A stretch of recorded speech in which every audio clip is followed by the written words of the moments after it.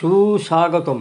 দেবী দুর্গা শাক্তমতে সর্বোচ্চ আরাধ্য দেবী, বৈষ্ণবতে ভগবান বিষ্ণুর অনন্ত মায়া হিসাবে আখ্যা দেওয়া হয় এবং শৈবমতে দুর্গাকে শিবের অর্ধাঙ্গিনী পার্বতী।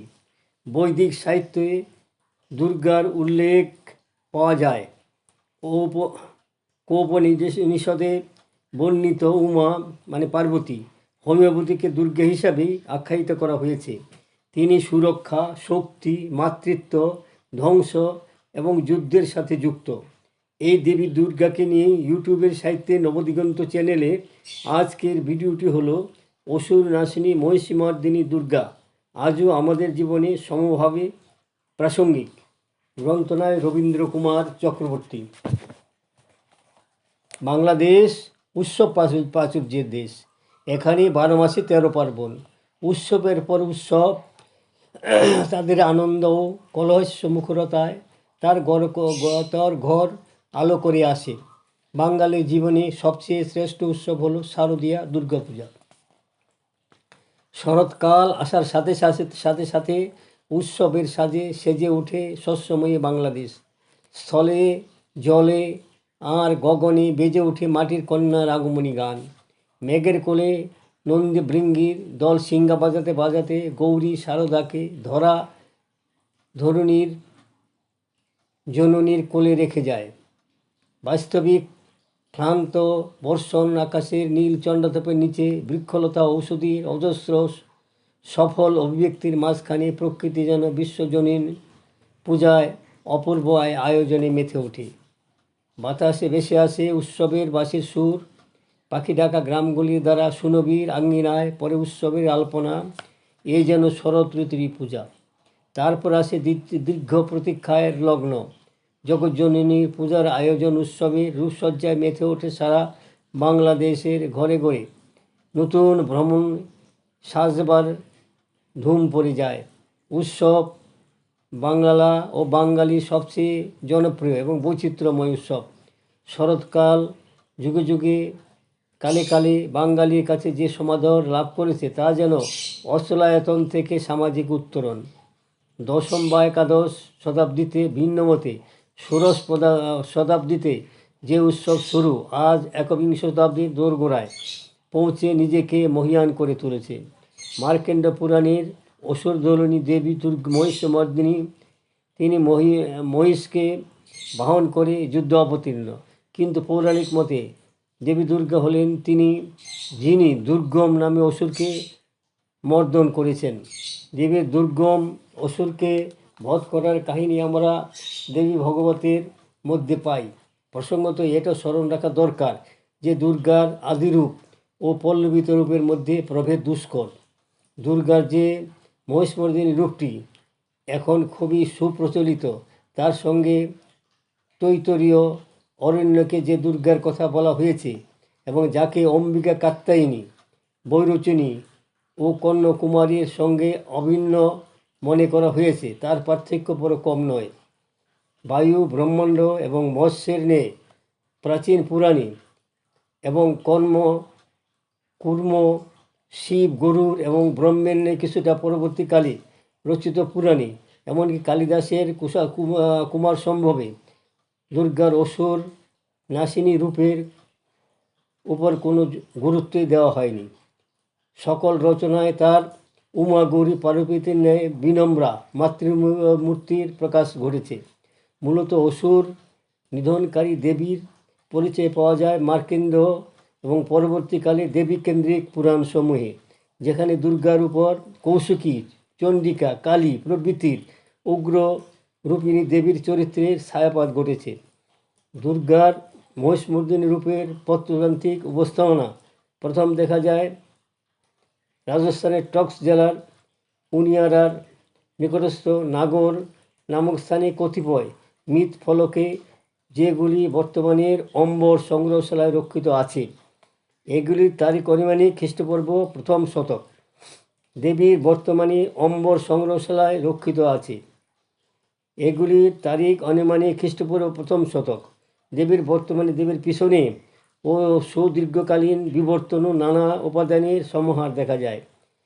দ্বিভুজা থেকে দশভুজা দশভুজা থেকে কোনো কোনো ক্ষেত্রে অষ্টভুজা, হস্তদিত আয়তসমূহের সংখ্যা বৃদ্ধি, আদি সাদামাটা দণ্ডায়মান বা অভবিষ্ট মূর্তি থেকে সিংহ বাহিনী মূর্তিতে রূপান্তর, দেবীর বদ্ধ অসুরের মহিষ মূর্তি থেকে মানবীয় মূর্তিতে উত্তরণ, মূল দেবী মূর্তির সঙ্গে লক্ষ্মী, সরস্বতী, গণেশ ও কার্তিকের মূর্তি উপস্থাপনা। প্রতিটি বিষয় বিভিন্ন যুগে নানা ঐতিহাসিক পদ্ধতির মারফত গড়ে উঠেছে এবং এই গড়ে ওঠার ব্যাপারটাকে বিভিন্ন তথ্যের সাহায্যে প্রতিপাদন করা যায় এবং পঠনকারী উপাদান সমূহের অনুসন্ধান, শনাক্ত ও বিশ্লেষণ করা যায়। দেবীর হাতের সংখ্যা বৃদ্ধির পেছনেও নানা কারণ আছে। প্রথম ও প্রধান কারণ হলো শক্তি বা ক্ষমতার প্রতীক। সেই হিসাবে শুধু দুর্গাই নন, হিন্দুদের অপরাপর দেবদেবীও বহু হস্ত বিশিষ্ট। বুদ্ধ দেবদেবীর ক্ষেত্রেও একথা সত্য।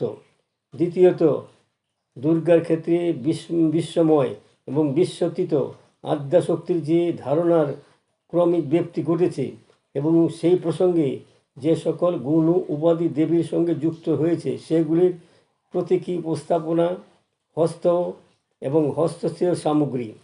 দেবীর হাতের প্রতিটি আয়ুধেই এক একটি বিশেষ গুণের প্রতীক। তৃতীয়, যে সকল প্রাচীন উপজাতির দেবীর বৈশিষ্ট্য নিচয় অবলম্বনকে দুর্গার ধারণা গড়ে উঠেছে, দেবীর হস্তময় আয়ুসমূহে সেগুলির প্রতীকী উপস্থাপনাও অনুসন্ধান করা যেতে পারে। সিংহবাহিনী মূর্তি সম্ভবত দুর্গার আদি মূর্তি নয়। কেউ কেউ মনে করেন যে দেবীর সিংহ বাহিনী মূর্তির কল্পনার পিছনে বৈদেশিক প্রভাব আছে। প্রাচীন ক্রিটের দেবী রহতা ছিলেন সিংহবাহিনী, তার ফ্রিজীয় প্রতিরূপ সিবিলি বা কুলিবিলি ছিলেন সিংহবাহিনী। বেবিলনের মাতৃমূর্তি ইমান্না, যিনি গিরিয়ায় ননাইয়া বা ননা নামে পূজিত হতেন, তিনিও ছিলেন সিংহবাহিনী। এই দেবীর উল্লেখ কুষাণ রাজ কনিষ্ক মুদ্রায় পাওয়া যায়, যিনি ভারতবর্ষের নানা স্থানে নানি বা নৈনি প্রভৃতি নামে পরিচিত ছিলেন। শাসক অজেশের মুদ্রায় সিংহবাহিনী দুর্গার প্রতিকৃতি অঙ্কিত আছে বলে কেউ কেউ মনে করেন। ভিটা থেকে প্রাপ্ত কতিপয় শিলে একটি বৃক্ষের নিকটে দণ্ডায়মানা দুর্গার প্রতিমূর্তি বা প্রতিকৃতি দেখা যায়। এগুলি গুপ্ত আমলের। ভিটা এবং বসার থেকে প্রাপ্ত একই আমলের কতিপয় শিলে সিংহের মুখোমুখি দণ্ডায়মানা এক দেবীকে দেখা যায়। রাজঘাট থেকে প্রাপ্ত একটি শিলে উৎকর্ণ দ্বিভুজা এক দেবী মূর্তির নিচে দুর্গার নামটি লেখা আছে। রাজস্থানের গঙ্গানগর জেলা থেকে প্রাপ্ত একটি মৃৎফলকে মহিষাসুর বধ নিরত চতুর্ভুজা দেবীকে দেখা যায়। এখানে কোনো সিংহ নেই। দেবী মহিষের উপরেই অবস্থান করে তাকে বধ করেছেন। অম্বর সংগ্রহশালায় রক্ষিত একটি মৃৎফলকে চতুর্ভুজা দেবীকে মহিষাসুরের জিভ টেনে ধরে থাকতে দেখা যায়। তার উপরে দক্ষিণহস্তে একটি বজ্র ও বাম হস্তে একটি ডাল বর্তমান।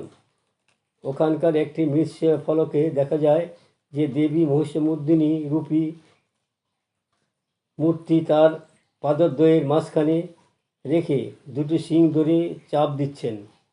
দেবী মূর্তির উপস্থাপনায় ক্ষেত্রে এই সকল বৈচিত্র্য লক্ষণীয়।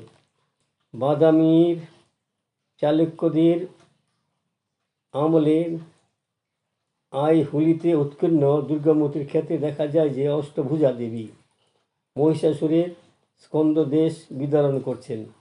কাঞ্চির পল্লবদের আমলে প্রস্তুত দুর্গামূর্তি সমূহের ক্ষেত্রেও নানা বৈচিত্র্য লক্ষ্য করা যায়। চোল আমলের দুর্গামূর্তি সমূহ পল্লবদের মতো অধিকাংশ ক্ষেত্রে অষ্টভুজা, তবে কুম্ভকোণের নাগেশ্বর স্বামী মন্দিরের বিখ্যাত মূর্তি চতুর্ভুজা। দেবীর হাতের সংখ্যা বৃদ্ধির প্রবণতা নানা স্থানে দেখা যায়। বঙ্গদেশে 10, 18, 20 এমনকি 32 হাতযুক্ত দুর্গাও দেখতে পাওয়া যায়। রাজশাহী জেলার শিরালা থেকে প্রাপ্ত 20 হাতযুক্ত দশম শতকের একটি দুর্গা মূর্তির কথা এই প্রসঙ্গে উল্লেখ করা যেতে পারে। দিনাজপুরের একটি গ্রামে নবদুর্গার যে প্রতিমাগত উপস্থাপনা আবিষ্কৃত হয়েছে সেখানে দেখা যায় যে মূল মূর্তিটি অষ্টাভুজ মহিষ মর্দিনী, যাকে ঘিরে আরও 8টি ষোড়শভুজা দুর্গার প্রতিমূর্তি বর্তমান। এই অঞ্চল থেকে 32 হাত যুক্ত একটি অসুর নিধনরত দেবীর প্রস্তর মূর্তি পাওয়া গেছে। রাজস্থানেও নানা ধরনের দুর্গা মূর্তি পাওয়া গেছে। উসিয়ান, আবানেরি ও পরনগরের ভাস্কর্যবলী থেকে। উদয়পুর থেকে 34 মাইল দূরে অবস্থিত জগৎ নামক একটি গ্রামে অম্বিকা মন্দিরে খ্রিস্টীয় দশম শতকে নির্মিত একটি অষ্টাভুজা মহিষমর্দিনী মূর্তির কথা এখানে বিশেষভাবে উল্লেখ করা যেতে পারে। দশভুজা দুর্গা মূর্তি বর্তমানে সার্বিক জনপ্রিয় হলেও আরও নানা ধরনের দুর্গা মূর্তির প্রচলন ছিল, কিন্তু দুর্গা দেবীর যে রূপকল্পনা আমরা দেখতে পাই তার থেকে মহিষমর্দিনী রূপের পার্থক্য আছে। যে দেবী মহিষকে বধ করে দেবতাদের রক্ষা করেছিলেন তিনি মহিষমর্দিনী। বরাহ পুরাণ মতে দৈত্য বিপ্রচিত্তির মাহিষ্মতি নামে এক কন্যা ছিলেন। একদিন এই কন্যা সিন্ধুদ্বীপ নামে এক তপস্যারত ঋষিকে মহিষ রূপে ভয় দেখিয়েছিলেন। ক্রুদ্ধ ঋষি তার ফলে অভিশাপ দিলেন, মহিষী থেকে তুমি মনুষ হও, তুমি মহিষ হও। এই মহিষবেশী মহিষ্মতির পুত্র হলেন মহিষাসুর। মহিষাসুর দেবদেবীর কাছে বর লাভ করে দেবতা কুলকে পরাজিত করে স্বর্গ লাভ করেন। পরাভূত দেবগণ অনাথের মতো চারিদিকে পালিয়ে বেড়াতে লাগলো। অবশেষে দেবগণ একত্রিত হলো প্রজাপতি ব্রহ্মার কাছে। পিতামহ ব্রহ্মা দেবকুলকে নিয়ে উপস্থিত হলেন শিব ও বিষ্ণুর কাছে। দেবতার মুখে তাদের কষ্টের কথা শুনে হরি এবং হরের মুখমণ্ডল ক্রোধে ভ্রুকুটি কুটিল হয়ে উঠল। মহাদেবের মুখমণ্ডল থেকে নির্গত হলো মহাতেজ। এর সঙ্গে অন্যান্য দেবতাদের কোদজাত তেজ একত্র হয়ে সৃষ্টি হলো এক নারী মূর্তির। কাত্যায়নের আশ্রমে এই তেজপুঞ্জ অগ্নির আকারে নারী রূপ ধারণ করেছিল বলে এই নারীর নাম হলো কাত্যায়নী।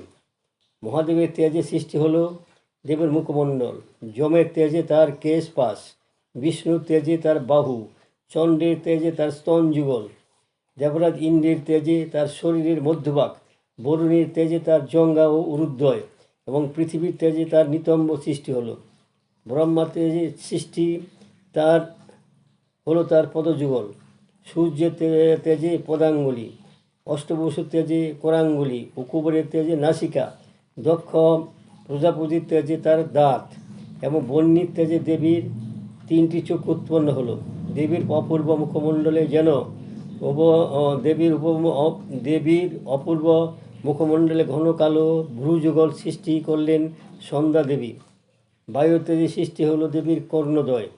সমস্ত দেবকুলের শক্তি একত্রিত করে দেবী শক্তিময়ী হয়ে উঠলেন। দেবতারা তাকে সজ্জিত করলেন নানা আয়ুধে। যে আয়ুধে সজ্জিত হয়ে দেবী বধ করলেন মহিষাসুরকে। দেবীর মতো নতুন নামকরণ হলো মহিষমর্দিনী। মহিষমর্দিনী দুর্গার একমাত্র রূপ নয়, তবে যে কোনো কারণে হোক এই রূপটি মোটামুটি সর্বজন গ্রাহ্য। বৃহন্নকেশর পুরাণোক্ত যে ধ্যানে দুর্গাপূজায় ব্যবহৃত হয় এবং যে ধ্যান অনুসারে শাস্ত্রসিদ্ধ প্রতিমা নির্মাণ হয় তাতে দুর্গা দেবীকে মহিষমর্দিনী বলা হয়েছে।